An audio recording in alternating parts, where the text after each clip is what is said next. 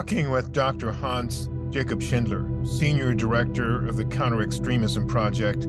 Something absolutely extraordinary happened today in Germany. Well, not today, but it's been happening for a while, but it was exposed today. Dr. Schindler, I have a few questions I want to ask you, but why don't we start with what happened?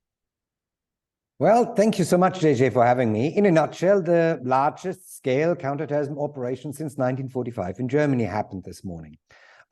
This was a fairly serious attempt of a group of individuals to organize nothing less of a coup d'etat in Germany.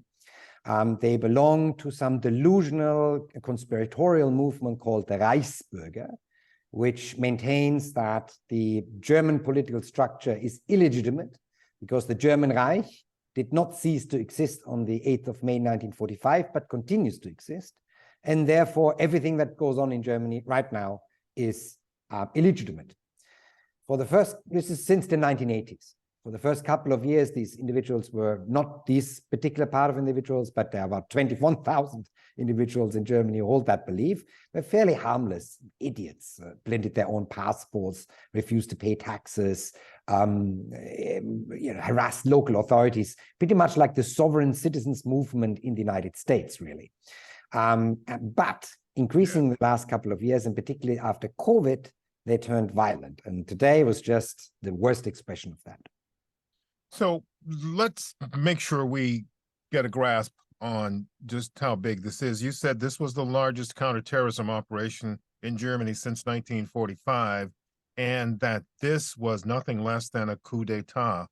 How close were they to executing this plan? Look, I mean, this is not Africa, so there was no chance that they would bring down the German government with what they were planning, but they were able to exert quite a lot of violence on local level. So this morning, 3,000 police officers looked at 130 objects, raided those in 11 out of the 16 German federal states, so pretty much everywhere, including in cooperation with the Italian and the Austrian police forces, to further arrests, one in Austria, one in Italy. This is a cell of 25 individuals who are the main perpetrators, 24 men, one woman. The woman being a former member of parliament of Germany, of the AfD, Alternative for Germany, who worked nonetheless as a judge in Berlin and was arrested today. Then you have 27 other suspects who are part of the wider support network. And since November 2021, this group of 52 people planned out a coup d'etat in Germany, how to bring down the German government by meting out violence on a local level. So they scouted energy installations, they scouted local authorities, they scouted German military installations, and therefore initiate some kind of a civil war. In their warped mind, and this is where the Reichsbürger meets QAnon, there was about a deep state invasion of some kind happening in Germany. And that's why they wanted to have to done this now. And this is also why the police moved on them now. Hans, how are people in Germany digesting this? Look, this is the most serious expression of a accelerationist trend that we have. So there is a part of the violent right-wing extremist milieu in Germany, as you have in the United States, who says that society, the economy, the political system is about to break down. And the accelerationists say, if it's breaking down, why don't we hasten it along? This is part of that broader thinking. There was a similar network arrested a couple of years ago called the Hannibal Network, who planned something similar. They also had purchased 20,000 body bags already and had made a death list of who they wanted to execute in Germany once they are succeeding. So this is not the first time this happened, but this seems to be bigger, badder, and wider than the Hannibal Network. Again, reservists from the armed forces involved. One member of the KSK, the special forces unit of the German military, which is not that large, so one member is quite a lot, being involved. The judge being involved. So, I mean, it's serious. So what does this tell you about the, excuse me, what does this tell you about the future in Germany in terms of this organization and others like it? Well, I mean, the good thing is it was recognized. They were actually investigating a different Reichsbürger group. So the Reichsbürger, the 21,000 individuals who are sympathizing with these kind of ideas, are really loosely organized. Individuals who basically say, I don't recognize the state, to smaller networks and groups. And they were investigating a different part of that movement. And these 21,000 individuals are under observation by the domestic federal and state level intelligence services on a revolving basis. There was a different group who tried to kill the German health minister, Karl Lauterbach. In the framework of that investigation, they came across this group of idiots. And then they started investigating them and found out that since November 2021, they actually planned this. They procured weapons, they scouted the targets. So they were quite far advanced as far as the indictment makes believe. When you look at the work that you do on a daily basis, and you and your organization have been very far out in front of most other organizations in terms of the kinds of things that you work on, and you've been very predictive about behaviors and global phenomena. And you mentioned in your discussion here a little bit about what's been going on here in the US. And so I'm wondering, did this come as a total or complete, or was it a surprise at all to you that something of this scale would happen in Germany? Not at all, really, because I mean, we do have, I mean, the scale and the depth of this is, of course, surprising, but everyone was expecting of what the AfD called a hot autumn, where, you know, just after the COVID crisis, we now have inflation, we have cost of living crisis, we have an energy crisis, we have the war in Ukraine. And the right-wing extremist milieu as such wants to take advantage of that. So everyone expected something to happen. You know, the plot against the health minister is really an expression of this. This one is another expression of this. So yes, of course, right-wing extremism and terrorism is not a quaint little threat. It can get very fast, very serious. And once you are in this conspiratorial frame of mind, as the Reichsbürger are, as QAnon are, as election deniers on your end are, you know, the next step to violence is always a very small one. But Hans, the idea of a group of people this size planning to overthrow the entire government is grandiose on any day, as you say. But the thing that really kind of sticks in my mind about this is the delusional kind of thinking that an organization and people like this may engage in to do what it is that they try to do. But beyond that, people who are delusional and people who are not really looking at the true picture of life are sometimes what we call true believers. And they will go to inordinate extremes, and you deal with this all the time in your work in terrorism. Is this group like that? Yeah, absolutely. I mean, look, first of all, this is the beginning of the investigation. So I think these individuals were fully aware that 52 people can't hack it. And there must be more individuals who at least vaguely supported this whole thing. And I'm quite sure this is not the end of what we see as far as arrests and raids are concerned, because it seems very serious. Clearly, again, you know, social media was the way they organized. And my organization has been very, very open that these companies simply let these things going ahead. And this is another example where a company could simply make communication much harder, and they haven't. So again, big failure here. And, you know, in Germany, we say we got away with a blue eye.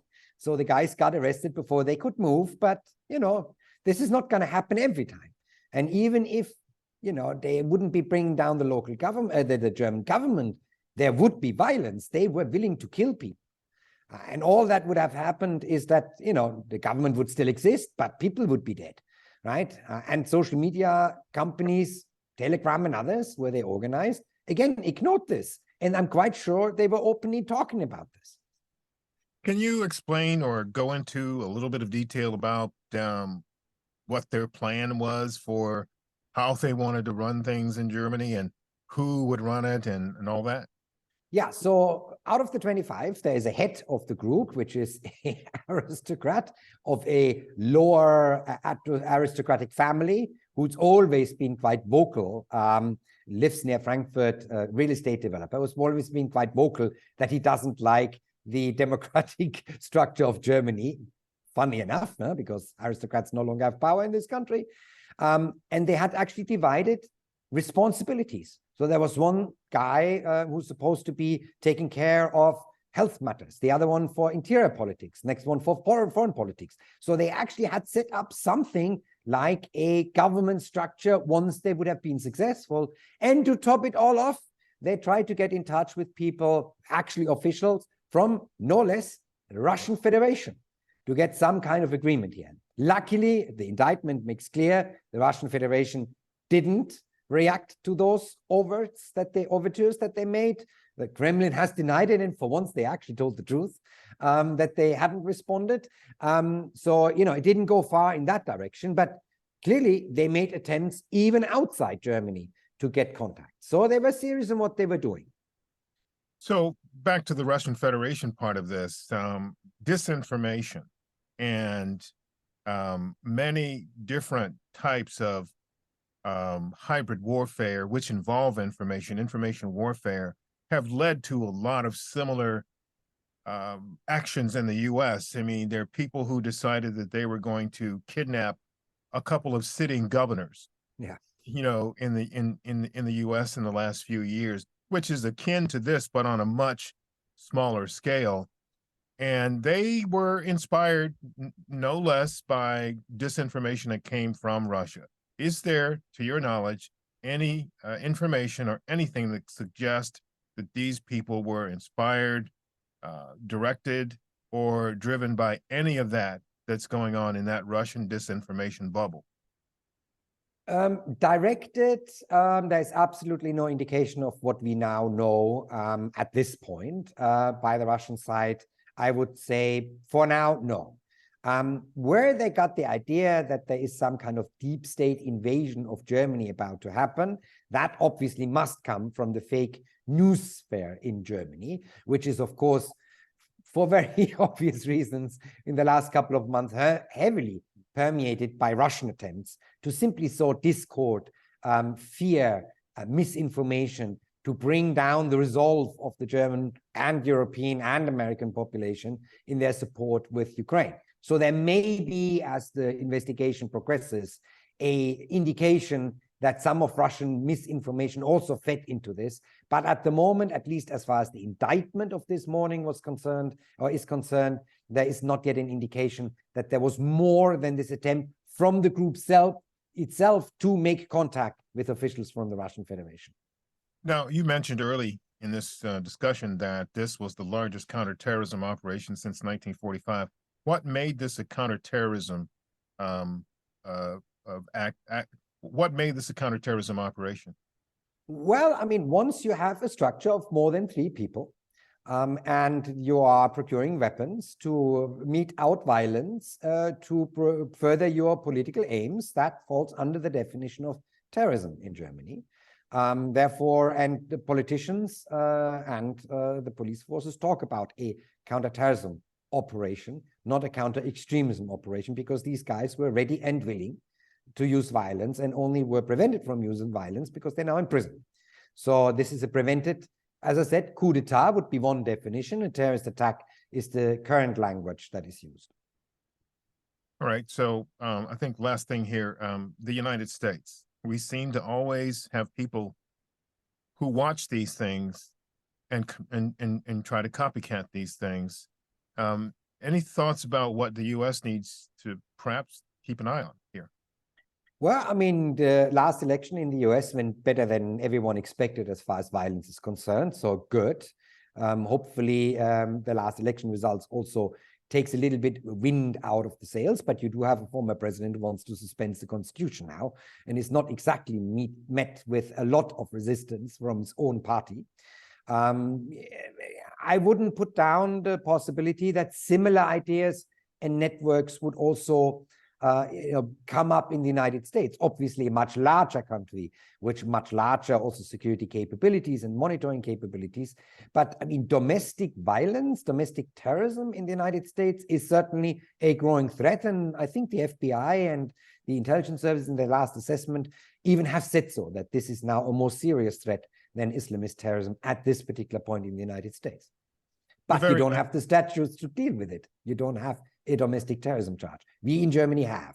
Doesn't matter whether it's terrorism outside or inside. Terrorism is terrorism, legally speaking.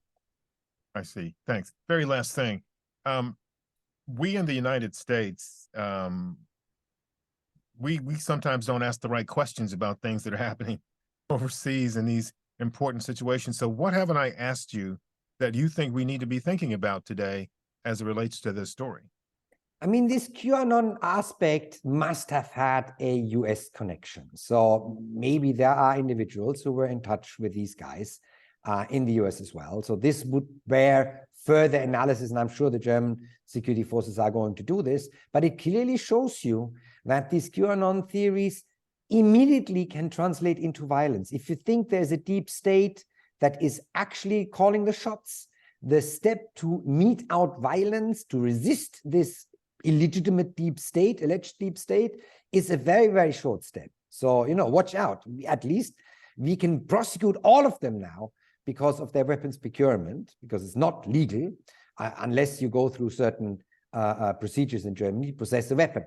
You don't have that advantage. So yeah, it's perfectly fine to have weapons in your country, which means the ability to mete out violence is much higher.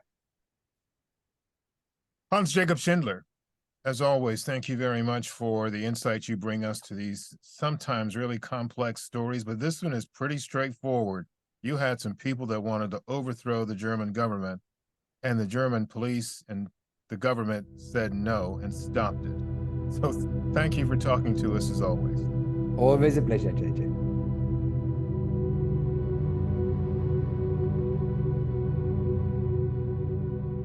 Yuriy Sak, a member of Ukraine's defense team. He's a special advisor to Ukraine's Minister of Defense, joins us to talk about some developments in the last few days inside Ukraine and beyond. Yuriy, the first thing I'd like to ask you about is Russia got a taste of their own medicine the last couple of days. I'm not sure how much you can say about this, but there were some reports of the Engels air base inside Russia and another location inside Russia being hit by drones, attacked essentially. Can you give us a sense of Ukraine's view of this? It's interesting, JJ, how, the general staff of Ukrainian armed forces has not said anything yet about this. But I am amazed how everybody is convinced that this was Ukraine. Russians say it's Ukraine.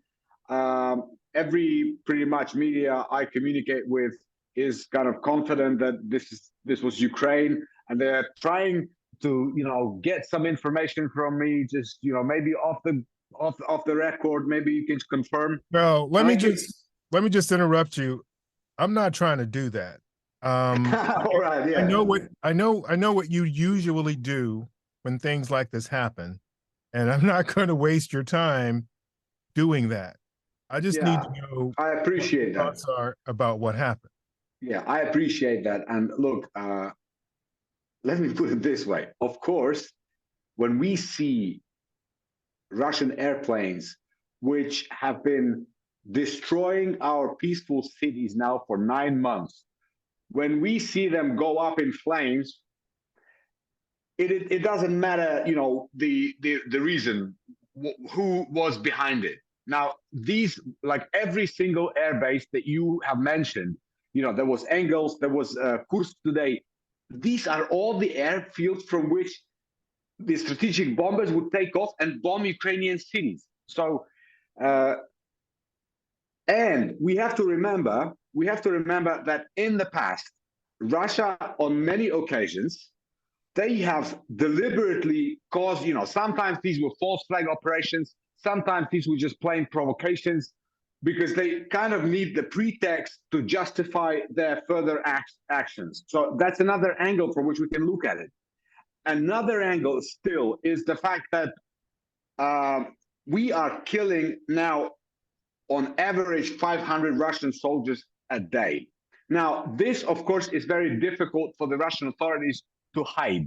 You know, all the newly mobilized, I mean, we understand from the information we get from the front lines that, you know, there's the regular army, Russian regular army, which is fairly good equipped, trained and everything. And there is also a much larger army of these Mobiks. So they die in batches. Russia is throwing them at places like Bakhmut, which is now the epicenter of the fighting. And look, I wouldn't be surprised if inside Russia, things begin to foment, discontent begins to increase, and you never know. I mean, we've always said that we hope that certain processes will start inside Russia, and this will help us actually win this war. Because quite frankly, unfortunately, right now, we still have so many targets on the temporarily occupied territories that we are barely, you know, we're asking for ammunition all the time. And this is not just because we're collecting it. It's because it's such an intense warfare that it's being used up so much. And this is because it's 2,500 kilometers front line. Very fierce battles now around Bakhmut and other places. So that's my long answer. But we are happy that things begin to happen in Russia. So today was Armed Forces Day in Ukraine. What does that mean? And what does that mean to Ukrainians and to you? And how did things go today? We know that Russia did what it's been doing every day for almost 10 months now. So just first tell us about Ukraine Armed Forces Day. You know, we were actually expecting today that Russia will continue the missile attacks. Our Air Force even came out with a statement in the morning saying that everybody should be on high alert. And if the air raid sirens ring out, people should seek and go to shelters. So what does it mean to us? It's incredible because right now we are like one big family. You know, we don't have this separation that there is us civilians and there is armed forces. And because everybody, each one of us now has someone on the front lines. My best friend, you know, the guy I grew up with, he's now in the trenches. Another one just came back wounded.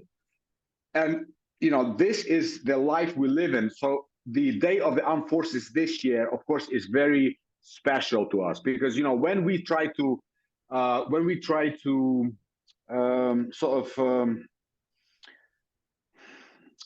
to speak to each other and be optimistic about things, we have a saying, trust in the armed forces of Ukraine. This is how we greet each other, and this is how we say hello to each other and say goodbye to each other.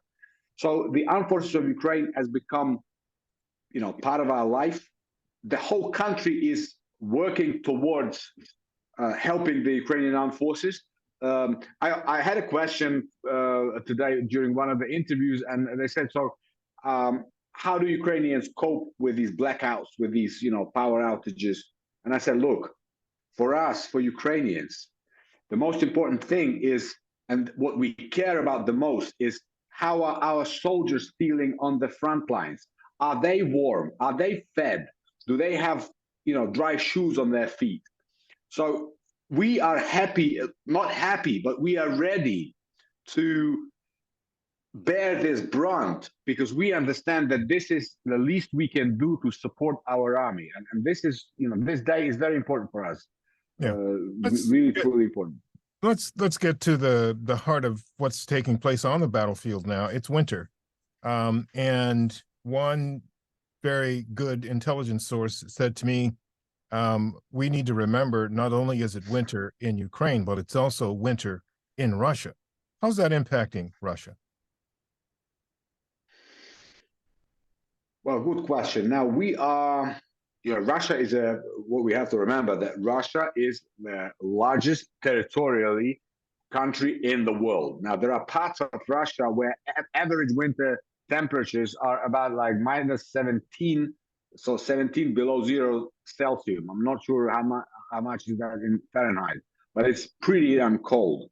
So as far as Ukrainian, if you like, climate zone is concerned, we are now entering the kind of mild winter for us. Okay, so it's 0 and a little bit below 0.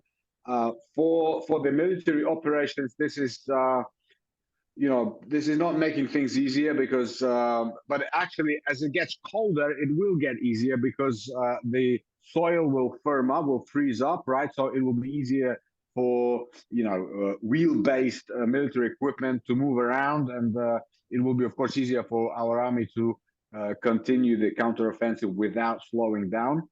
But from what we understand, Russians, especially those who are now arriving on the front lines, they are really poorly equipped, and we've seen some horrific images how they're freezing to death in the trenches, and well, that's the price they have to pay. We've been warning them, stay at home, don't go. Now, if they're here, so they either freeze to death in the trenches or they get killed by Ukrainian army. What is the status of Ukraine's offensive? There's been an offensive going on in the south and the parts of the east for a good while now. What's the state of that now?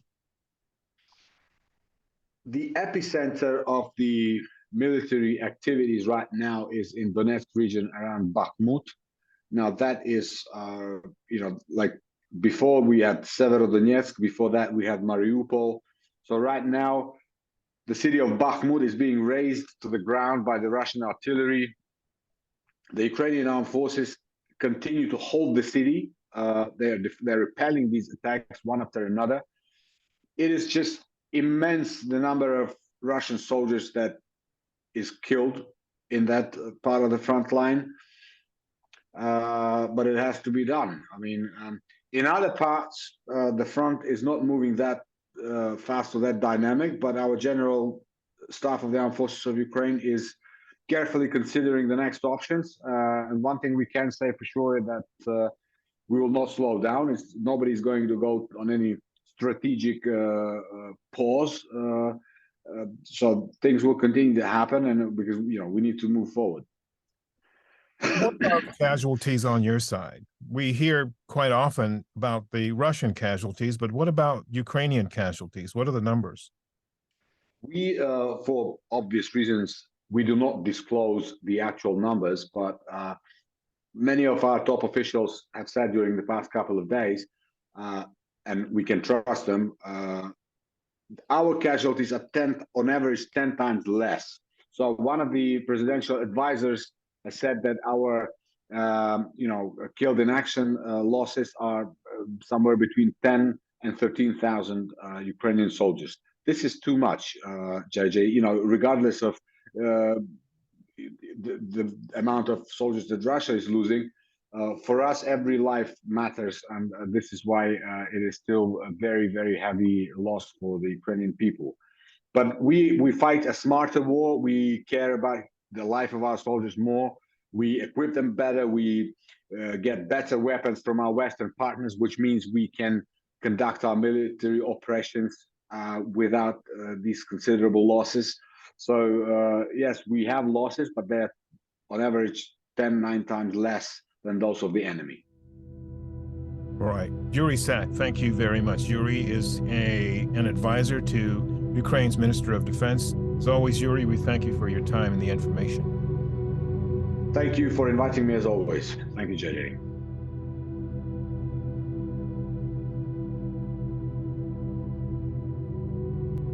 Alireza Jafarzadeh is joining us tonight again. He is the Deputy Director of the National Council of the Resistance of Iran in the U.S. office here in Washington, D.C.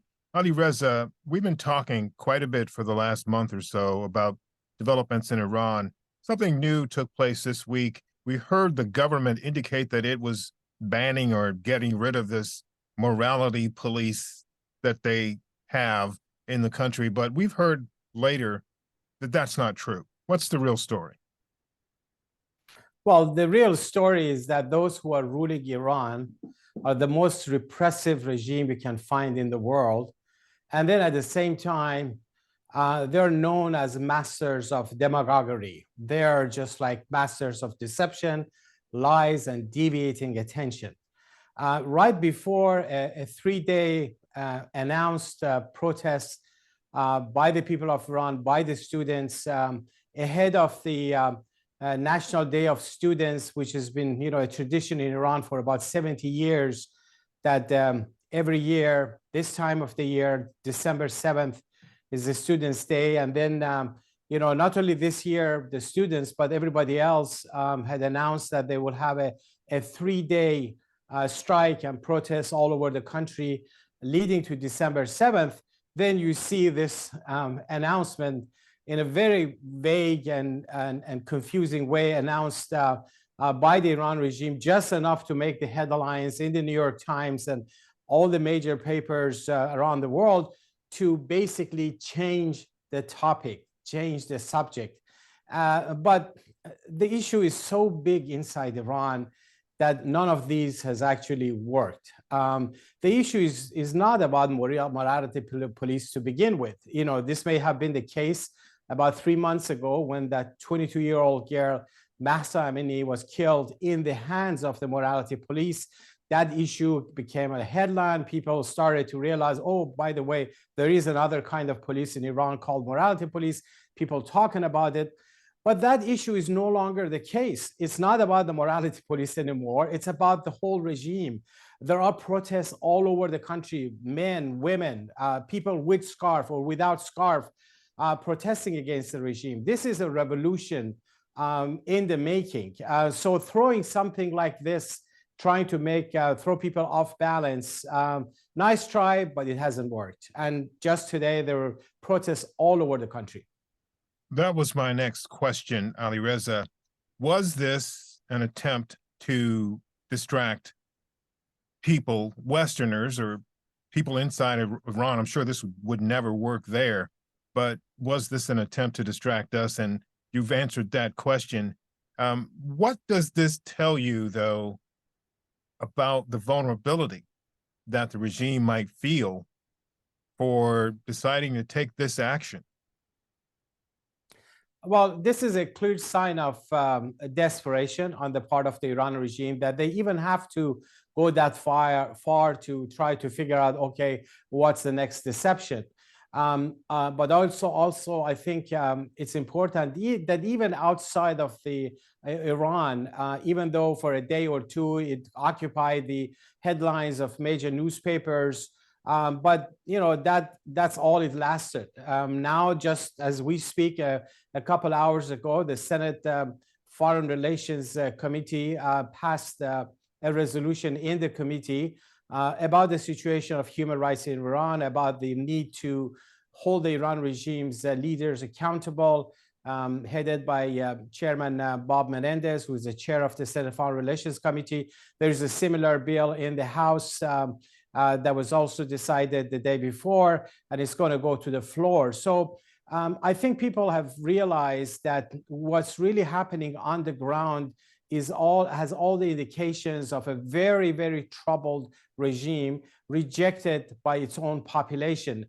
Today, with all the preparations that the regime had done, like this is the one big day that they were fully prepared. They had made all the warnings the day before, saying that there's going to be 100 checkpoints just in the capital of Tehran. They had all these armored cars prepared to prevent even the formation of any protests. They warned the students, this is a student day. That's where they were anticipating protests were going to shape up. They warned them, and they lined up all of the pro-regime elements in the universities. Nevertheless, none of that actually worked. Today was the busiest day of protests and activities in Iran, not just among the students, but in Tehran. Right, the Freedom Square, which is the main square in Tehran, the most secure place with all the cameras and everything.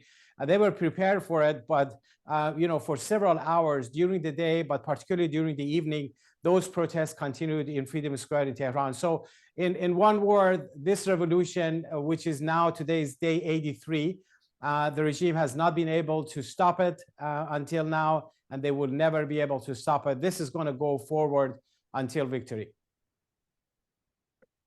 How important is Western support, Western attention? One of the things that quite often happens here as you may have noticed living here in the US with the war in Ukraine. When it started, everyone was all over it. Everyone was watching it. Everyone was pledging support, and everyone was behind it, behind Ukraine, rather. But as time has passed, people have gotten distracted. People have, other things have come up here in this country. And how important is, give us a sense of the importance of Western interest in this, or does it even matter at this point? Because Iran appears to be, as you mentioned, on a snowball down the hill kind of path here. Well, the situation in Iran is different than Ukraine, obviously, with, different than all the other places.